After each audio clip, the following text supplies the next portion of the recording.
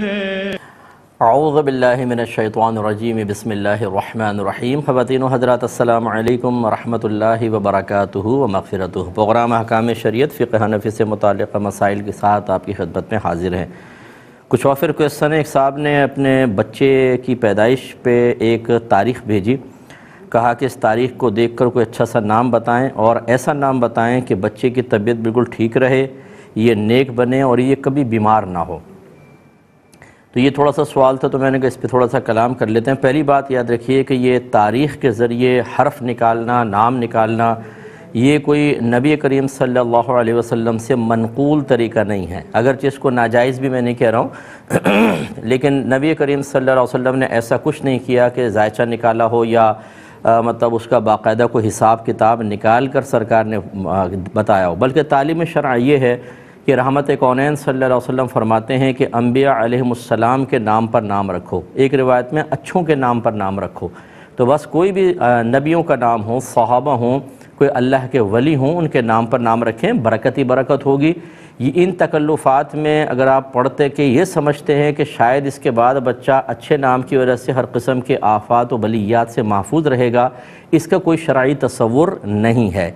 اچھے نام کے پاکیزہ اثرات ضرور ہوتے ہیں، لیکن خود سوچئے کہ خود میرے آقا صلی اللہ علیہ وسلم کیا بیمار نہیں ہوئے؟ آخری عمر مبارکہ میں، آخری ایام میں تو آپ بہت زیادہ بیمار ہو گئے تھے۔ تو محمد سے بڑھ کر کون سا اچھا نام ہو سکتا ہے؟ اگر نام کی وجہ سے بیماریاں دور ہوتیں، نام کی وجہ سے آزمائشیں متوجہ نہ ہوتیں، تو پھر میرے آقا صلی اللہ علیہ وسلم کی خدمت اقدس میں حاضری کا شرف حاصل نہ کر سکتیں۔ اس لیے ان تکلفات میں اگر آپ پڑھنا چاہیں تو کوئی میں منع نہیں کر رہا ہوں، لیکن آپ اچھوں کے نام پہ نام رکھیں، برکت ہوگی۔ اور یہ خواہش یا کوئی آپ کو یہ کہے کہ یہ نام رکھ لو کوئی بیماری نہیں ہوگی، ایسا نہیں ہوتا ہے۔ آفات و بلیات جو اللہ نے قسمت میں لکھی ہیں بطور آزمائش، وہ متوجہ ضرور ہوں گی، یہ ذہن میں رکھیں۔ ایک بہن نے فرمایا کہ کوئی ناول یا کہانی لکھنا جو اخلاقی لحاظ سے سبق آموز ہو، فرضی ہوتی ہے، لازم سی بات ہے۔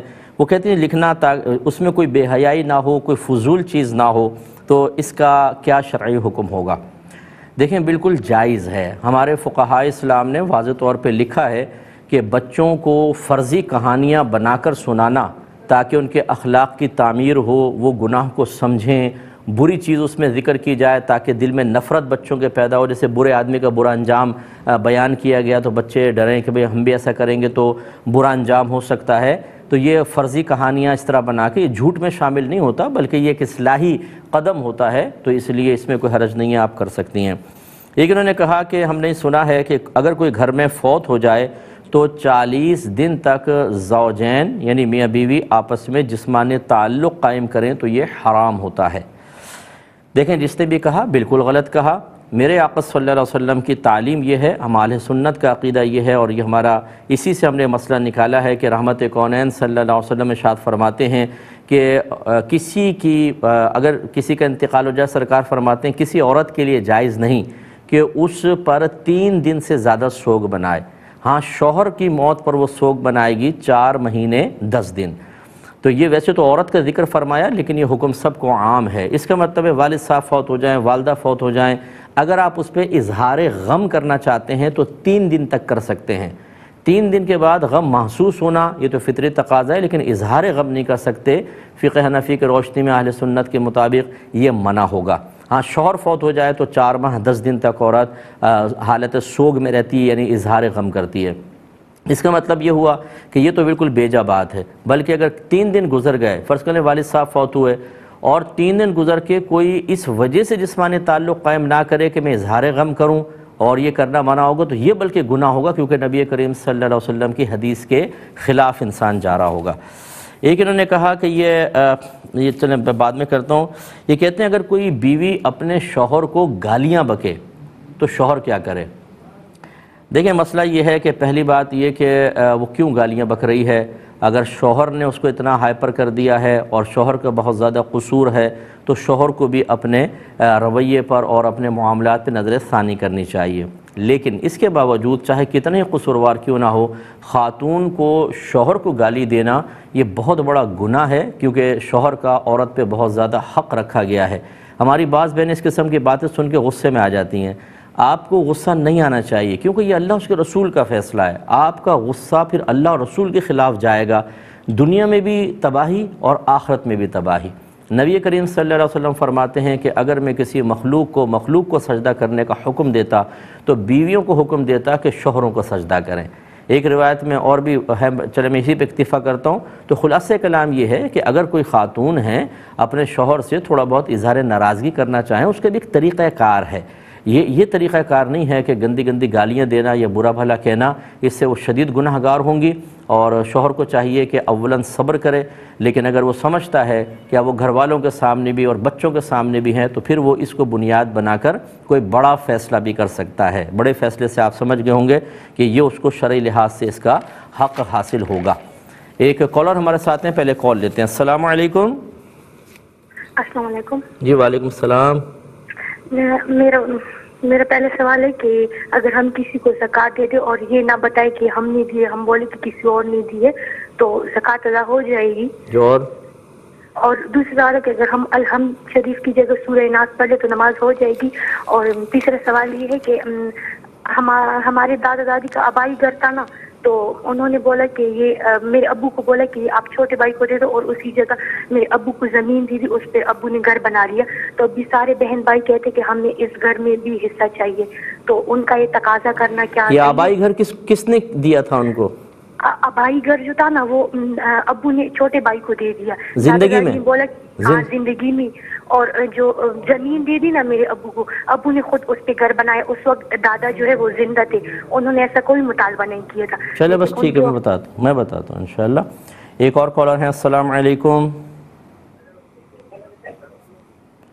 السلام علیکم۔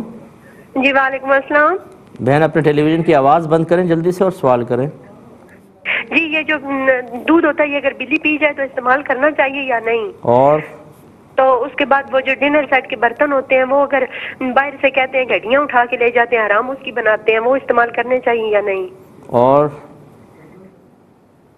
چلے میں انشاءاللہ بتاتا ہوں۔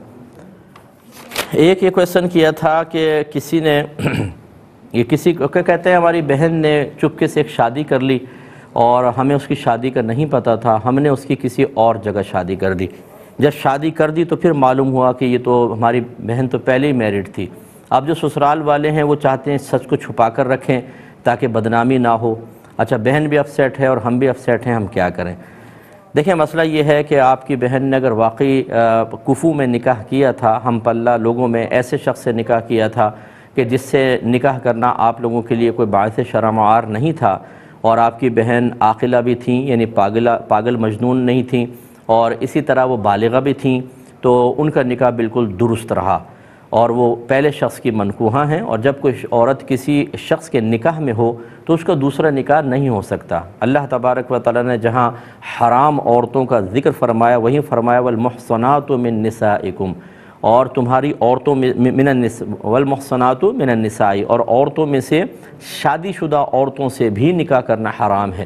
تو لہٰذا یہ دوسرا نکاح ہوا ہی نہیں، وہ فوراً سے پیشتر چاہیے کہ اس نکاح کو ختم کریں، کیونکہ اگر وہ جسمانی تعلق دوسرا شخص قائم کرے گا تو یہ تو بالکل اجنبی قائم کرے گا اور یہ زنا ہوگا۔ تو اس لیے اللہ کی بارگاہ میں توبہ کریں، اور مطلب بچیوں کی خدمت میں ہم گزارش کر سکتے ہیں کہ یہ اس طرح کے یہ جو آزادی کے نعرے ہیں نا، یہ کام دکھاتے ہیں کہ پھر آدمی گناہ در گناہ کے اندر ملوث ہوتا چلا جاتا ہے اور آخرت کو برباد کر بیٹھتا ہے۔ اس لیے اپنے بچوں کی دینی تربیت کرنا بہت ضروری ہے، اور ہماری بچیوں کو چاہیے کہ دین کی طرف مائل ہوں۔ اس طرح آپ کا دین آپ کو مقید نہیں کرے گا، آپ کو بیجا پابندی میں نہیں رکھے گا، بلکہ آپ کو وہ آزادی دے گا جس میں آپ کی عزت بھی ہے اور احترام بھی ہے۔ اب یہ بچی نے دیکھیں اپنی آزادی کو خود استعمال کیا، اور اب کس قدر 2-3 خاندان جو ہے وہ ذہنی اذیتوں میں مبتلا ہوئے، حرام کا ایک سلسلہ شروع ہو گیا۔ اس کا کیا فائدہ ہوا؟ اب آخرت کے اندر جو جواب دینا ہوگا بہت سخت ہوگا۔ خلاصہ کلام یہ ہے کہ فوراً جدا ہو جائیں، وہ پہلے شخص کی منکوحہ ہیں انہی کے پاس جائیں، دوسرے سے ان کا کوئی تعلق نہیں ہے۔ ایک مختصر سے بریک پہ جائیں گے، ہمیں یقین ہے آپ ہمارے ساتھ ہی رہیں گے۔ بسم اللہ الرحمن الرحیم۔ ایک یہ کویسچن کیا گیا تھا کہ کسی شخص نے کوئی کلمہ کفر زبان سے نکالا، تو کسی نے ایک مفتی صاحب سے معلوم کیا کہ اس کے یہ جو کلمات تھے یہ صحیح تھے کہ نہیں۔ مفتی صاحب نے کہا یہ کلمات کفر ہیں۔ تو اسی کے بارے میں یعنی یہی کویسچن پھر ایک اور دوسرے مفتی صاحب سے کیا گیا، تو سوال یہ ہے کہ دوسرے مفتی صاحب سے معلوم جو کیا گیا اس کا کیا شرعی حکم ہوگا؟ دیکھیں مسئلہ یہ ہے کہ سب سے پہلی چیز تو یاد رکھیں ہم مقلد ہیں، حنفی ہیں، اور تقلید شخصی واجب ہوتی ہے۔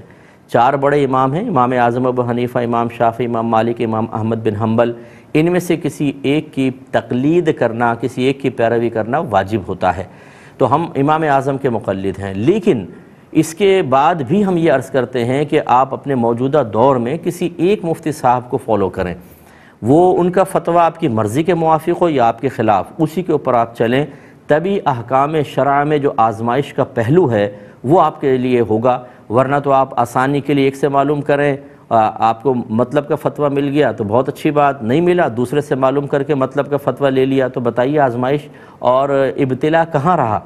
اب یہاں پر بھی ایسا ہے کہ جب ایک مفتی، اگر آپ نے ان کو پہلے سے ہی فالو کر رہے ہیں تو ان کے مطابق، تقاضے کے مطابق عمل کرنا چاہیے۔ یہ نہیں کہ آپ نے کہا وہ کلمات کفر کہہ دیا تو چلو میں دوسرے سے معلوم کرتا ہوں، اس سے فائدہ ہوگا، ایک تو ان کو رد کریں گے کہ بھئی وہ ہم نے دوسرے سے معلوم کر لیا، اور دوسرا مطلب ناک بڑی اونچی ہوتی ہے، غلطی کرتے ہیں لیکن چاہتے نہیں ہیں کہ مجھے کوئی غلط کہے، تو دوسرے مفتی صاحب سے معلوم کر لیں، تو یہ طریقہ کار مناسب نہیں۔ ہاں اگر ایسا ہے کہ پہلے مفتی صاحب ذرا چھوٹے درجے کے ہیں، دوسرے بڑے مفتی صاحب ہیں، تو پھر ان کی طرف جانے میں حرج نہیں ہے، صحیح مقصد کے لیے جا سکتے ہیں، لیکن اکثر صحیح مقصد نہیں ہوتا بلکہ اپنے مطلب کا فتویٰ لینا مقصود ہوتا ہے، یہ خلاف شرع چیز ہے، اس سے اجتناب کرنا چاہیے۔ کالر ہمارے ساتھ ہیں، السلام علیکم۔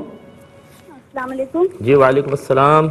جی مفتی، میرے 2 سوال ہیں۔ پہلا سوال تو یہ ہے کہ بالغ نے نماز جنازہ میں کیکر لگایا تو نماز ٹوٹ گئی، تو یہ صحیح بات ہے؟ وضو باقی رہا، کیا یہ صحیح ہے؟ دوسرا سوال یہ ہے کہ ایک خاتون نے، انہوں نے علماء کی بڑی فضیلت سنی ہوئی ہے، تو وہ چاہتی ہے میں درس نظامی کر لوں، پر مسئلہ ان کے ساتھ یہ ہے کہ وہ 38-40 سال کی ان کی عمر ہے، سر کے درد کی وہ مریضہ ہیں اور شادی شدہ بھی ہیں، تو وہ اور لوگ یہ کہہ رہے ہیں کہ تم درس نظامی کرو گے 5-5 6-6 گھنٹے پڑھائی کے لیے دینے پڑتے ہیں، تو وہ کہہ رہی ہیں آپ بتائیں، مشورہ دیں کہ میں کروں، میں کر سکتی ہوں کیا، میں کر پاؤں گی ان ساری صورتحال میں؟ آپ جو مشورہ دیں گے بس میں وہ ایکسیپٹ کروں گی۔ چلیں بتا دو، میں عرض کرتا ہوں انشاءاللہ۔ ایک اور کالر ہیں، السلام علیکم۔ وعلیکم السلام مفتی صاحب۔ جی وعلیکم السلام۔ جی وہ میں کہہ رہی تھی کہ میرے ہسبینڈ نے آج سے 5-6 سال پہلے جو ہے وہ میرے نام ایک پلاٹ کروایا تھا، جی آج شادی کے 6 سال بعد وہ مجھے کہتے ہیں کہ یہ پلاٹ مجھے واپس کرو کیونکہ اس پہ میرے وارثوں کا جو ہے حق ہے۔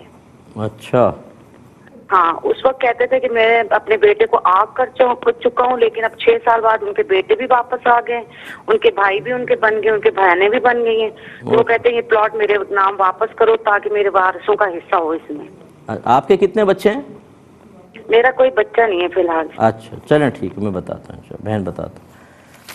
ایک یہ کویسچن کیا تھا کہ ہم نے آن لائن کچھ شاپنگ کی، ایک ڈیلیوری ٹائم ہوتا ہے، وہ ٹائم کمپلیٹ ہوا تو وہ چیز ہم تک نہ آ سکی، تو 15 ڈیز ہمیں ریفنڈ کلیم کرنے کا ٹائم دیا گیا، ہم نے ریفنڈ کلیم کیا تو ہمیں بعد میں ہمیں پیسہ واپس مل گیا، لیکن پیسہ واپس ملنے کے بعد پھر وہ آئٹم ڈیلیور ہو گیا، اب یعنی پیسہ بھی واپس آ گیا اور جو ہم نے چیز منگائی تھی وہ بھی، اب کیا کریں، کیا اس کو استعمال کر سکتے ہیں؟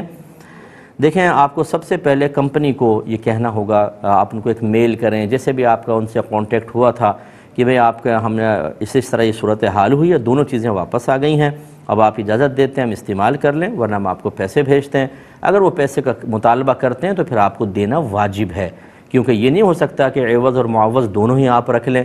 اب آپ ٹھیک ہے وہ تو اتفاقی طور پہ ایسا ہو گیا، وہ بیچ میں کہیں اٹک گیا ہوگا اور آپ نے کمپنی نے بھی سمجھا ہوگا شاید ادھر ادھر ہو گیا، تو غلط فہمی کی بنا پر ایسا ہوا ہے، بہرحال آپ کو ان کو انفارم کرنا ہوگا، ان سے پرمیشن لیں، اس کے بعد آپ اس کو یوز کر سکتے ہیں، ورنہ اگر وہ نہ مانیں تو پھر آپ کو پیسہ دینا ہوگا یا آئٹم واپس کرنا ہوگا۔ یہ کہتے ہیں کہ بچے کے بستر کے سامنے کیا نماز پڑھ سکتے ہیں؟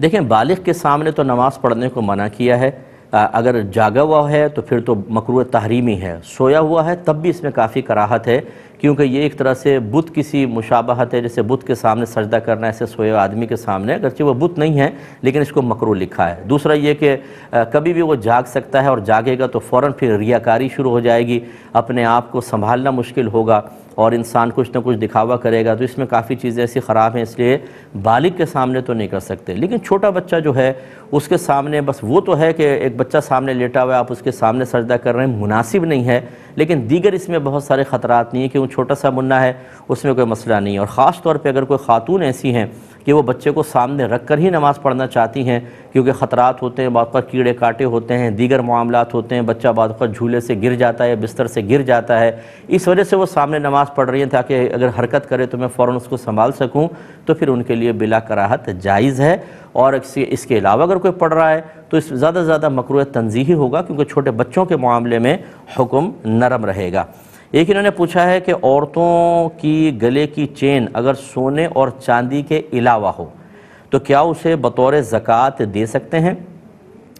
دیکھیں، بطور زکوٰۃ ہر قیمتی شے کو آپ دے سکتے ہیں، دوائی کی شکل میں دے سکتے ہیں، سونا، چاندی، کیش، روپیہ، اسی طرح کھانے کی شکل میں، لیکن یہ یاد رکھیے گا کہ جتنی وہ قیمت کا ہے اس وقت اتنی قیمت ادا ہوگی۔ مثال کے طور پہ انہوں نے ایک چین لوہے کی چین خاتون نے پہنی ہوئی ہے، اور جب وہ خریدی تھی تو 500 روپے کی تھی، لیکن ابھی اگر اس کے ریٹ معلوم کرتی ہیں، فرض کر لیں تو 200 روپے ہیں، تو اگر اس کو بطور زکوٰۃ دیں گی تو 200 روپے ادا ہوں گے بس، یعنی 200 روپے کی زکوٰۃ نکلے گی، اس سے زیادہ نہیں۔ یہ بس ذہن میں رکھیں، تو دے تو سکتے ہیں، لیکن ایک دوسری چیز یہ بھی ہے کہ ایک پہنی ہوئی پرانی چین وہ دینا صرف پیسے بچانے کے لیے، اگر قصد و ارادہ پیسے بچانے کا ہو، مناسب نہیں ہے۔ اللہ تعالیٰ کی بارگاہ میں خوش دلی کے ساتھ ایسی چیز صدقہ کرنی چاہیے جس سے سامنے والا اچھی طریقے سے نفع حاصل کر سکے۔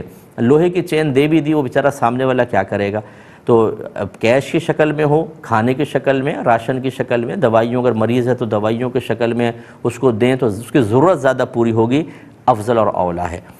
ایک یہ کہتے ہیں کہ ایک تاجر صاحب تھے، انہوں نے 2 سال تک اپنے مال کی زکوٰۃ ادا نہیں کی، ارادہ یہ تھا کہ میں یہ پیسہ جمع کروں گا پھر ایک فلاں شخص کو دوں گا۔ 2 سال کے بعد پتہ چلا وہ فلاں شخص صاحب تو غلط نکلے، ان کو دینا نہیں چاہیے تھا، انہیں خراب قسم کا آدمی تھا۔ اب یہ تاجر صاحب کہتے ہیں کہ جی میں نے تو 2 سال اپنی زکوٰۃ کا حساب ہی نہیں کیا، اب میں اس کو کیسے ادا کروں؟ تو دیکھیں، یہ بھی ایک عجیب و غریب چیز ہے کہ 2 سال اگر جمع کرنے کا ارادہ تھا کہ میں اس کو دوں گا تو حساب کتاب بنانے میں کون سی پرابلم تھی؟ تو بہرحال اب یہ ذرا خوب گمان کریں، غالب گمان کریں کہ 2 سال پہلے جب سال زکوٰۃ کا شروع ہوا تھا ان کے پاس کتنا مال تھا، پھر سال کے اینڈ میں کتنا مال تھا، بلکہ اینڈ کا ہی کر لیں کہ پہلے سال میں زکوٰۃ سال کے اینڈ میں کتنا تھا، پھر دوسرے سال میں کتنا تھا، اندازہ کریں اور اس کا 2.5% زکوٰۃ پہلے سال دوسرے سال کی دونوں کی نکال کر اس کو اللہ کی راہ میں دیں اور اللہ تعالیٰ کی بارگاہ میں توبہ کریں۔ دوسری بات یہ ہے کہ یاد رکھیں کہ جب زکوٰۃ کا سال پورا ہو جائے، آپ نے زکوٰۃ کا اماؤنٹ نکال لیا، تو بلا عذر 1 دن کی بھی تاخیر کرنا گناہ ہوتا ہے۔ ہم بعض اوقات مخصوص افراد کا انتظار کرتے ہیں کہ فلاں آئے گا تو اس کو دے دوں گا، یہ صحیح نہیں ہوتا۔ یا تو آپ اس کو فوراً دیں اور یا پھر اور کسی مستحق کو دیں، اس طرح 2 سال 3 سال 4 سال زکوٰۃ کو روک کے رکھنا یہ غلط ہوتا ہے۔ اب فرض کر لیں اگر آپ کا انتقال ہو جاتا ہے تو یعنی ایسے شخص کا انتقال ہو جائے تو اس کے ورثاء تو نہیں زکوٰۃ نکالیں گے، اگر ان کو پتہ نہیں ہے، بتایا نہیں ہے، وہ سمجھیں گے وہ والد صاحب کا مال ہے، وہ اس کو استعمال کر لیں گے اور آپ کے اوپر وبال رہے گا، اس لیے تھوڑا سا جلدی ادا کرنے میں بہتری ہوتی ہے۔ ایک یہ بچی نے کویسچن کیا ہے کہ اگر ہم کسی کو زکوٰۃ دیں، یہ نہ بتائیں کہ ہم دے رہے ہیں بلکہ کہیں کہ کسی اور نے دی ہے تو یہ زکوٰۃ ادا ہو جائے گی؟ تو جی بالکل ہو جائے گی، بس دل میں زکوٰۃ کی نیت ہونی چاہیے۔ اگر کسی صحیح مصلحت کی بنا پر آپ ایسا کہنا چاہتے ہیں تو کوئی حرج نہیں ہے۔ اسی لیے فقہاء نے فرمایا اگر یہ زکوٰۃ دیتے ہوئے زکوٰۃ کہہ کر دیں گے اور ہمیں غالب گمان ہے کہ سامنے والے کی دل آزاری ہوگی، اس کی عزت نفس مجروح ہوگی، تو آپ زکوٰۃ کہہ کے نہ دیں بلکہ تحفہ، گفٹ یا عیدی کہہ کر دے دیں، ادا ہو جائے گی۔ دل میں زکوٰۃ کی نیت ہونی چاہیے، تو یہ بھی ہو جائے گی۔ یہ کہتی ہیں کہ کسی نے الحمد کی جگہ سورہ ناس پڑھ ڈالی تو کیا اس کی نماز صحیح ہوگی؟ دیکھیں، الحمد شریف کا پڑھنا اور اس کا سورت سے پہلے ہونا واجب ہے، تو اگر سورہ ناس پڑھ دی پھر اس کے بعد الحمد پڑھ دی تو پھر بہتر تھا پھر سورت پڑھتے اور آخر میں سجدہ سہو ہوگا۔ لیکن اگر ایسا کیا کہ سورہ ناس پڑھی، الحمد پڑھی ہی نہیں اور آخر میں سجدہ سہو بھی نہیں کیا تو پھر یہ نماز واجب العیادہ ہوگی، اس نماز کو آئندہ زندگی میں دوبارہ پڑھنا ہوگا۔ یہ کہتے ہیں کہ انہوں نے کہا کہ ہمارے دادا جان نے اپنی زندگی میں اپنا آبائی گھر ایک بیٹے کو دے دیا تھا اور اس کے بدلے میں کہ چلو ایک بیٹے کو یہ دے دیا، میرے والد صاحب کو کچھ زمین دے دی تھی، اب جب ان کا انتقال ہو گیا تو اب دیگر ورثاء کہتے ہیں اس آبائی گھر میں بھی ہمارا حصہ ہوگا. کیا حکم شرع ہے؟ دیکھیں جو بھی مورث ہوتا ہے یعنی جس کی وراثت تقسیم ہو رہی ہے، اگر وہ اپنی زندگی میں کوئی چیز کسی کو تحفتاً دے دے اور مکمل طور پہ اختیارات بھی دے دے، یعنی اس طرح کہ ان کے نام بھی کروا دی اور کہا کہ تم چاہے اس کو بیچو، اس کو آگے تحفتاً دو، اس کو کرائے پہ چڑھاؤ، اس طرح کا کلی اختیار اگر دے دیا تو بس وہ پھر مال مورث کے ملکیت سے نکل کر اس شخص کی ملکیت میں داخل ہو جائے گا. تو اگر آبائی گھر اسی طرح دیا تھا کہ آپ کے چچا کو یا تایا کو مالک بنا دیا تھا تو اب اس میں کسی وارث کا حصہ نہیں. اور بعض اوقات ایسا ہوتا ہے کہ صرف ڈاکومنٹس بنائے جاتے ہیں، کاغذات کے اندر کر دیا جاتا ہے، باقی والد صاحب اس میں رہ بھی رہے ہیں، وہ بیچ نہیں سکتے، وہ کرائے پہ نہیں چڑھا سکتے، کسی کو تحفتاً دے نہیں سکتے. تو پھر یاد رکھیں کہ قانونی اعتبار سے تو ایسا لگتا ہے کہ ان کی ملکیت میں چلا گیا، لیکن شرعی اعتبار سے یہ مورث کی ملکیت سے نہیں نکلتا. اور یقینی سی بات ہے کہ وراثتی تقسیم آپ دنیاوی قانون کے اعتبار سے نہیں کرتے، شرعی مسائل کے اعتبار سے کرتے ہیں یا شریعت کے اعتبار سے کرتے ہیں. لہٰذا ایسی صورت میں کہ اگر آپ کے دادا جان نے ان کا مکان صرف نام کیا تھا یا زبان سے کہہ دیا تھا لیکن تمام تر مالکانہ حقوق نہیں دیے تھے تو پھر یہ دادا جان کا ہی ہے اور اس کے اندر باقاعدہ سب کا حصہ ہوگا. ایک مختصر سا بریک لیں گے، ہمیں یقین ہے ہمارے ساتھ ہی رہیں گے. بسم اللہ الرحمن الرحیم. ایک یہ کویسچن کیا تھا کہ اگر بلی دودھ پی لے تو کیا اس دودھ کو استعمال کر سکتے ہیں کہ نہیں؟ دیکھیں بالکل کر سکتے ہیں. اگر طبیعت بعضوں کی طبیعت میں بہت ہی زیادہ سینسٹیو طبیعت ہوتی ہے وہ ایک الگ چیز ہے، لیکن یہ دودھ ناپاک نہیں ہوگا. میرے آقا صلی اللہ علیہ وسلم ایک دفعہ وضو فرما رہے تھے، ایک بلی آئی تو رحمت کونین صلی اللہ علیہ وسلم نے وضو کا پانی اس کو سامنے کیا، اس نے اس میں سے پیا اور رحمت کونین صلی اللہ علیہ وسلم نے اسی پانی سے وضو کیا. اور جب آپ سے دریافت کیا گیا کہ رسول اللہ آپ اسی پانی سے وضو کر رہے ہیں تو آپ نے فرمایا طوافین طوافات میں سے ہے. یعنی ایک اصول سمجھایا کہ یہ چونکہ بار بار آتی جاتی ہے، اگر اس کے لعاب کو ناپاک قرار دیا جائے تو ہر چیز کو بار بار تمہیں پاک بھی کرنا پڑے گا اور تمہاری چیزیں خراب ہوں گی. لہذا رحمت کونین صلی اللہ علیہ وسلم نے بلی کے درندہ ہونے کے باوجود اس کے لعاب کو پاک قرار دیا.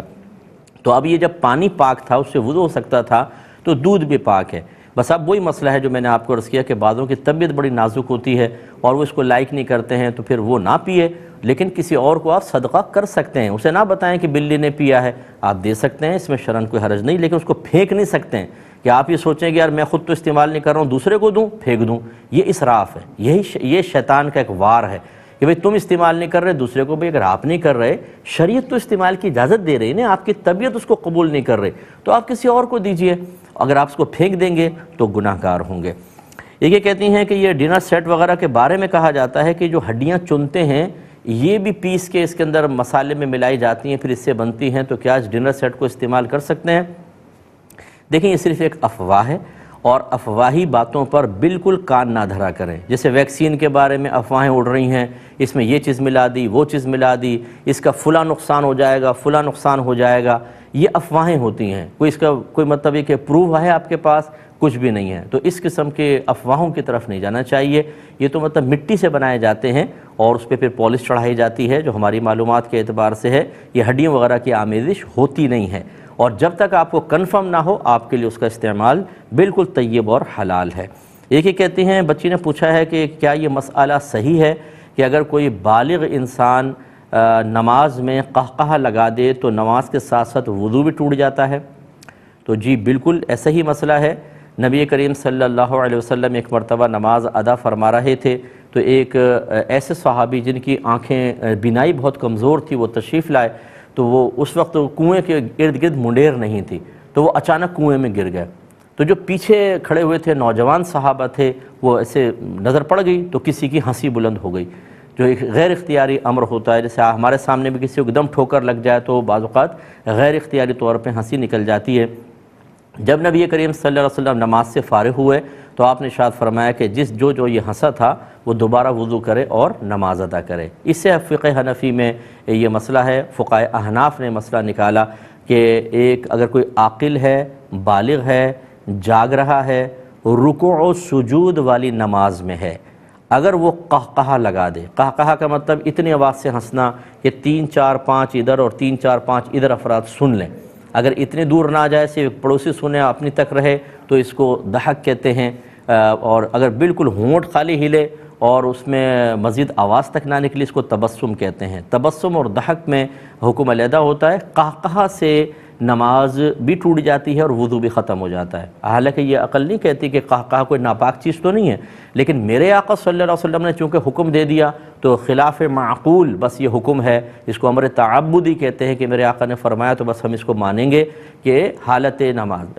اس کا مطلب یہ ہوا کیونکہ اس نماز کی ایک کنڈیشن تھی خاص، عاقل بالغ جاگتی حالت میں قہقہہ رکوع و سجود والی نماز، لہٰذا اگر کوئی نماز جنازہ میں اس طریقے سے قہقہہ لگا دے نماز ٹوٹے گی، وضو نہیں جائے گا، وضو صرف رکوع و سجود والی نماز میں جائے گا۔ یہ تھوڑا سا ذہن میں رکھیے۔ ایک کالر ہمارے ساتھ ہیں، السلام علیکم۔ وعلیکم السلام جی بھائی جان، ایک سوال تھا، میں انڈیا سے بات کر رہا تھا۔ جی میرا نام جاوید ہے۔ جی بولیے، سوال بولیے۔ سوال یہ ہے کہ ہمارے والد نے ہمارے چھوٹے بھائی کے 2.5 سال کی جب عمر تھی اس کے نام پر زمین کر دی، اور اس کی دیکھ ریکھ ہم سب بڑے لوگ مل کر ہی کر رہے تھے، بڑے بھائی وغیرہ، تو کیا ہمارا اس پہ مالکانہ حق ہے؟ ٹھیک ہے، میں عرض کرتا ہوں انشاءاللہ۔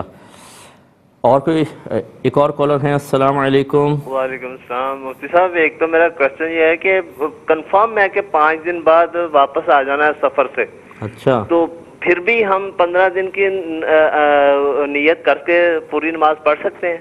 اور دوسرا کوشچن ہے کہ صاحب حیثیت لوگ جو ہیں یہ ٹرسٹ وغیرہ اور گورنمنٹ ہاسپٹل سے علاج وغیرہ کروا سکتے ہیں؟ اچھا، اور میں عرض کرتا ہوں، یہ پہلے آپ کے لے لیتے ہیں کہ دیکھیں کہ صاحب حیثیت شخص ہے تو وہ پھر ایسے ویلفیئر یا کوئی ایسے ہاسپٹل سے کیسے علاج کروا سکتا ہے، لیکن اس میں 2 چیزیں ہوتی ہیں۔ بعض اوقات ایسے ہاسپٹلز میں بہت ہی ماہر ڈاکٹر اپنا ٹائم دے رہے ہوتے ہیں، اور ان سے ان کی کلینک وغیرہ میں جا کے اگر پرائیویٹ جیسے کلینک ہوتے ہیں علاج کروایا جائے تو فیسیں آسمان تک پہنچ جاتی ہیں، تو ایک عام جو سفید پوش آدمی ہوتا ہے یا لوور کلاس یا مڈل کلاس کا وہ وہاں پر جا کے علاج نہیں کروا سکتا۔ ایسی صورت میں اگر وہ صاحب حیثیت بھی ہے تو ایسے ہاسپٹل میں علاج کروا سکتا ہے، لیکن اسے چاہیے کہ علاج کی وہ نارمل فیس اس کو دے، کچھ ڈونیشن دے تاکہ ایسا نہ ہو کہ غریب کا کوئی حق مارنا لازم آ جائے۔ اور اگر ایسی صورتحال نہیں ہے، عام نارمل سے ڈاکٹر ہیں، آپ کہیں اور بھی ویسے علاج کروا سکتے ہیں، تو پھر وہاں جا کے علاج نہ کروایا جائے۔ یہ بس ذہن میں رکھیں، چنانچہ اگر کوئی صاحب حیثیت ایسے کسی ہاسپٹل میں نظر آئے تو یہ نہیں ہے کہ ہم فوری طور پہ بدگمانی کریں کہ دیکھو غریبوں کا حق کھانے آ گیا۔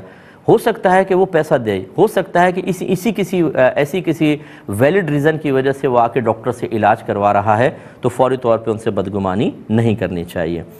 ایک انہوں نے کویسچن کیا تھا کہ عورت ایک خاتون ہیں، وہ 40 سال کی ہیں، اور انہوں نے جب علماء کے بڑے فضائل سنے تو انہوں نے سوچا میں بھی عالمہ بن جاؤں۔ اب وہ شادی شدہ بھی ہیں اور مریضہ بھی ہیں۔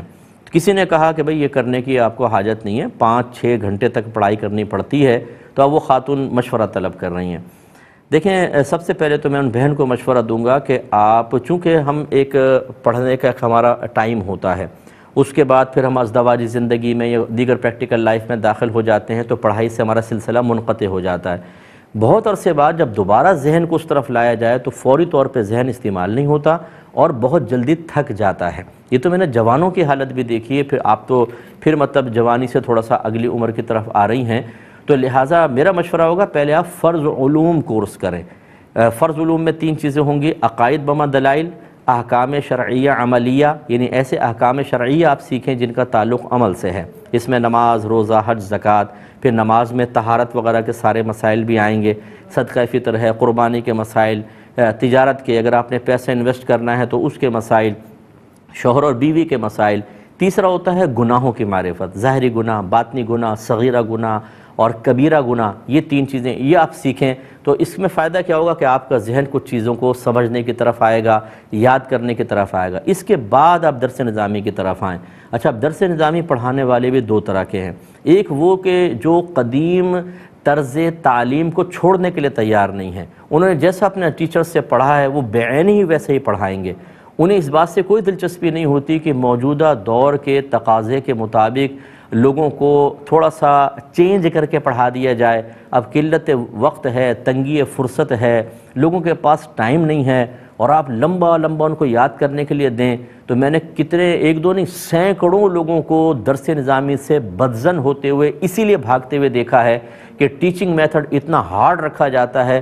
جو آج سے 25 اور 20 سال پہلے کے جو بہت زیادہ وقت رکھنے والے افراد تھے جو ان کو پڑھایا جاتا تھا وہ قلیل وقت رکھنے والوں کو پڑھایا جاتا ہے. اسی لیے ہمارے دارالعلوموں میں معذرت کے ساتھ شہری بچہ بہت کم ہوتا ہے کیونکہ وہ آتے ہیں بولتے ہیں بھائی اتنا لیندی کون پڑھے گا. تو خلاصہ کلام یہ ہے کہ ایسے کو ٹیچر اگر آپ کو مل گیا تو پھر تو بالکل آپ کا اللہ حافظ ہے. اور اگر ایسے کو ٹیچر مل گیا کہ جس نے موجودہ دور کے تقاضے کے مطابق ٹو دا پوائنٹ آپ کو پڑھایا تو آج کے دور میں بھی آپ عالمہ بن سکتی ہیں. الحمدللہ صرف تحدیث نعمت کے طور پر عرض کر رہا ہوں, ہم سنڈے میں میں کورس کراتا ہوں جو صرف 2 سے 5 3 گھنٹے کی کلاس ہوتی ہے اونلی سنڈے. اس میں engineer, doctor, professor, bankers, job والے اور ہاؤس وائفز آتے ہیں اور ماشاءاللہ 4تھا سال ہے, اب اگلا سال 5واں لگ جائے گا, مسلسل پڑھ رہے ہیں اور پھر پیچھے بھی کلاسز ہیں اور ٹیچنگ میتھڈ اصل ہوتا ہے. اب یہ کوئی اپنا فضیلت یا کمال ظاہر کرنا مقصود نہیں ہے. بہن نے کویسچن کیا تو ضمناً میں نے عرض کر دیا. تو میں یہ گزارش کرتا ہوں اہل علم سے بھی کہ تھوڑا سا طریقہ کار کو تبدیل کرنے کی ضرورت ہے. تو خلاصہ کلام یہ ایسا کوئی اچھا ٹیچر مل جائے کہ جو آپ کو اچھے انداز سے پڑھا سکے تو ضرور پڑھیں, ورنہ آپ کم از کم فرض علوم سیکھ لیں, باقی آپ کے لیے کرنا واقعی بہت ہی دشوار ہو جائے گا. یہ کہتے ہیں شوہر نے 6 سال پہلے ایک پلاٹ ان کے نام کیا تھا, اب کہتے ہیں کہ مجھے واپس کرو کیونکہ دیگر وارثوں کو بھی میں دوں گا. تو وہی ہم نے اس کا جواب دیا تھا کہ اگر آپ کے شوہر نے وہ پلاٹ آپ کے نام کر کے کلی آپ کو اختیار دے دیا تھا, بیچیں, کرائے پہ چڑھائیں, تو وہ آپ کا ہے, اب آپ واپس نہ کریں, آپ کی مرضی ہے. لیکن صرف نام کر دیا تھا, قبضہ نہیں دیا تھا, انہی کے قبضے میں تھا, تو یہ شوہر کا ہے, تو پھر وہ ان کے وارثوں کو بھی اس کا حصہ ملے گا. اب اپنے میزبان کو, ہماری کیو ٹی وی کی پوری ٹیم کو اجازت و مرحمت فرمائیں. آپ ہمارے لیے دعا کیجیے, ہم آپ کے لیے دعا گو ہیں کہ اللہ تبارک و تعالی ہمیں اپنے ہر معاملے میں شریعت کو ملحوظ رکھنے کی توفیق عطا فرمائے. آمین. وآخر دعوانا ان الحمدللہ رب العالمین.